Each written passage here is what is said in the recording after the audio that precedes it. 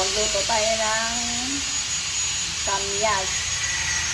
Ayan yung ating bangos, sibuyas, luya, at saka sili, okra, at saka puso, at saka kangkong yung ating.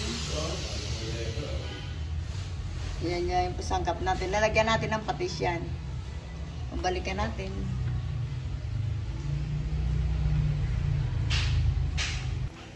Lalagyan ko na ng water. Lalagyan ko na yung ating luya, sibuyas. Lagyan natin ng patis. Antay lang natin talaga madurog to yung ating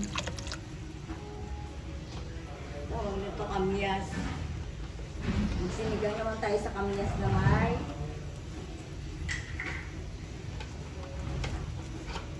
bangus.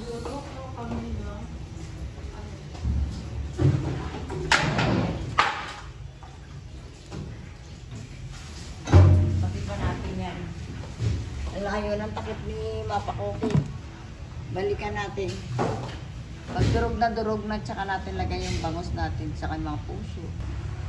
O, tinanggal ko na yung takip. Lalagyan na natin yung ating bangus.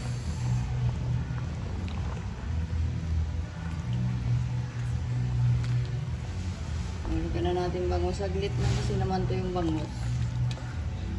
Pwede na natin lagi. Ayan, may sinigang na tayo na bangus. Ayan na, magsigang ng kamyas sa kamyas.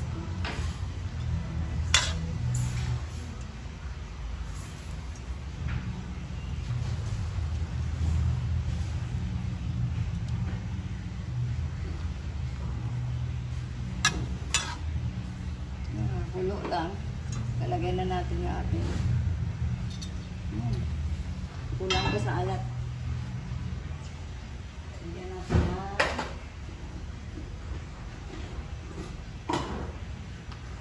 asin. Ayan, asin na natin. Tiyang!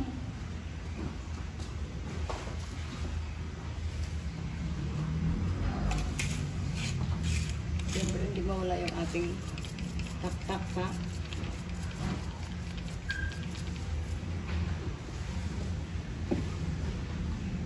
Balikan natin. Lalagay natin yung ating puso ng saging.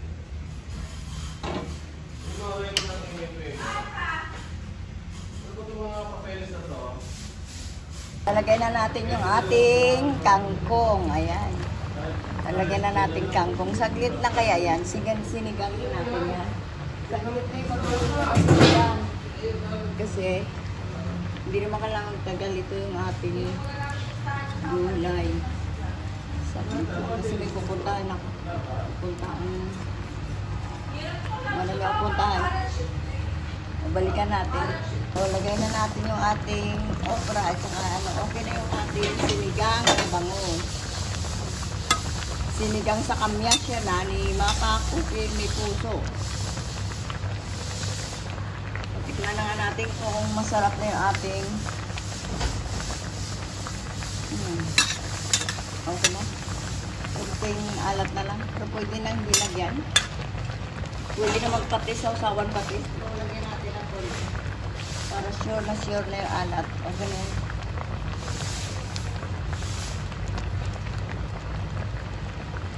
Okay na yung ating sinigang sa kamyas na bangus.